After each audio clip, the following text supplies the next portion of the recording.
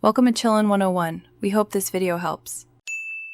You'll start by opening your Capcut project and placing the playhead exactly where you want narration to begin. Make sure Capcut already has microphone permission, otherwise recording stops before you begin. Once the media is loaded and the track selected, tap the record or voiceover button so the interface is ready. You're doing this now to lock timing against visuals, which ensures your voice matches edits later. So position the playhead precisely and confirm mic input is enabled before you press record.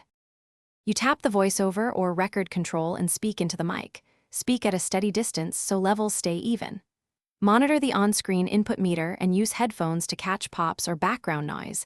This prevents surprises during editing. If something goes wrong, pause and re-record that segment rather than forcing a long take.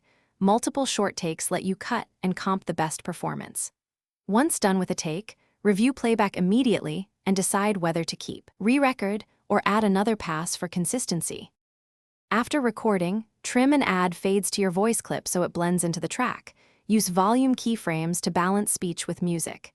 If needed, apply noise reduction or EQ to clarify tone and nudge the clip to perfectly sync with on-screen action. Export a short test file to confirm quality.